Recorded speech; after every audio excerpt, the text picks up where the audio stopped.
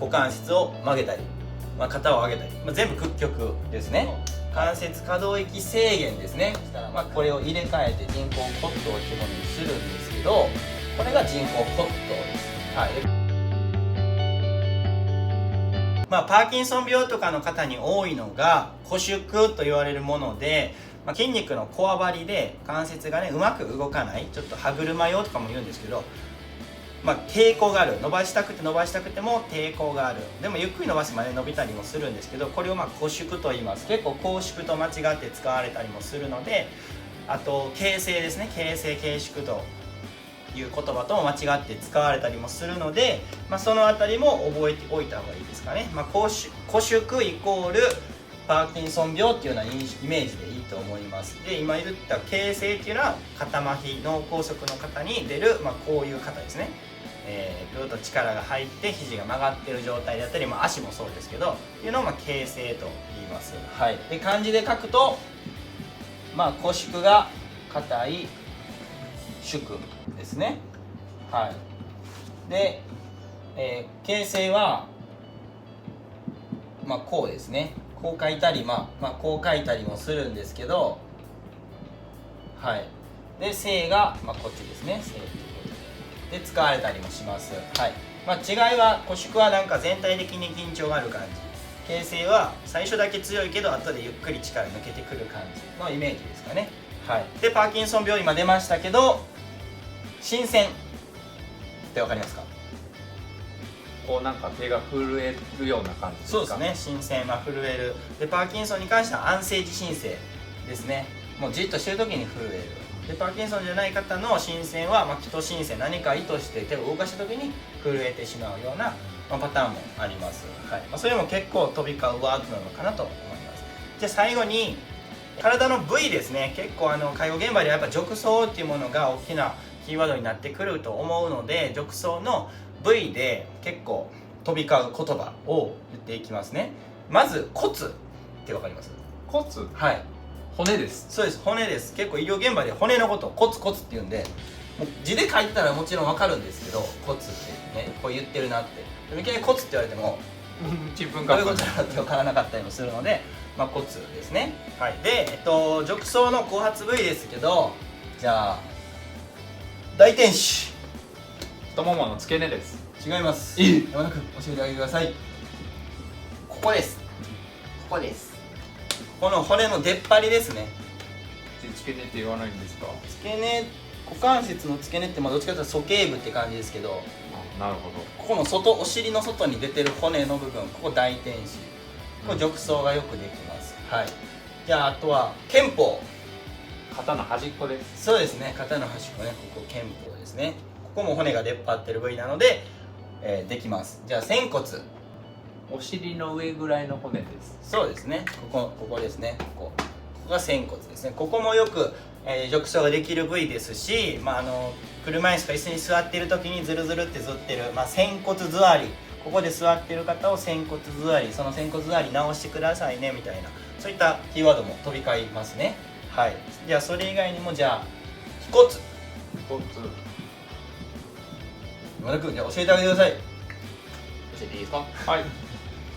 膝の下に骨が2本あるんですけども、この外で特に腓骨頭ってここに出てるところがあるんですけど、ここが多いですね。そうですね、腓骨の上の骨の出っ張りを、腓骨頭と言います。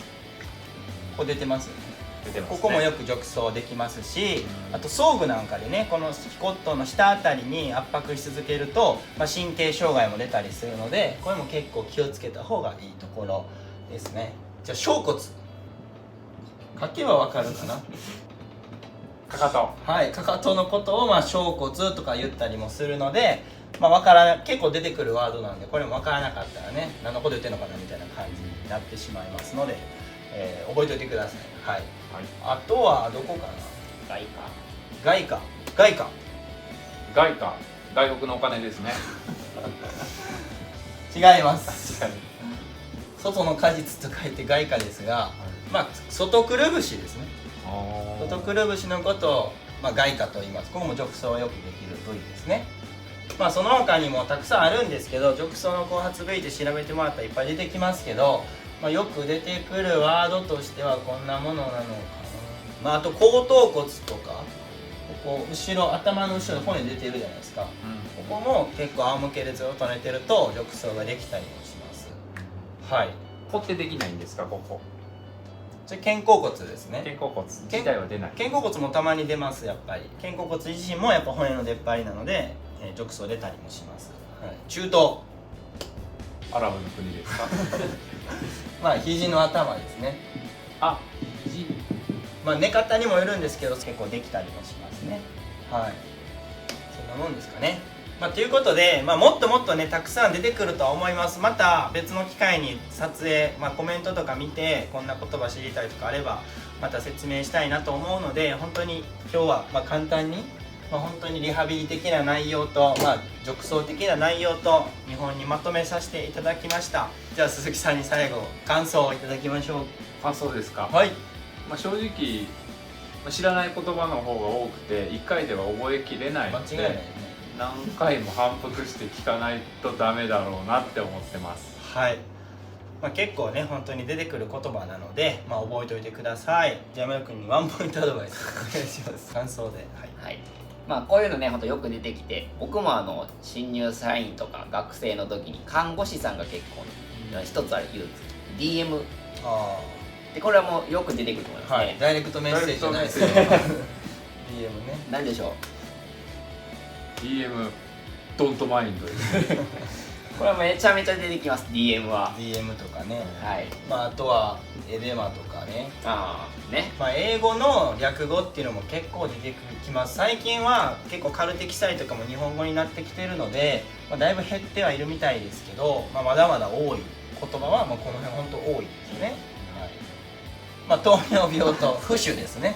あ、なるほど。はい。病気の名前とか結構英語で出てきますので、この人 DM やからねっていうのをよく最初言われて、なんだこれはと思ったことがあるので、なので DM やったら、糖尿病やったらもう気をつけなあかん点とか、そういうこともいっぱい出てきたりするんですけど、はい。なのでぜひ今日は、座学ということで、はい、2本にわたってお届けしましたので終わります。いつも高評価コメントありがとうございます。これからも介護技術メインに発信していきますので、ぜひチャンネル登録応援のほどよろしくお願いします。ではまた次回の動画でお会いしましょう。さよなら。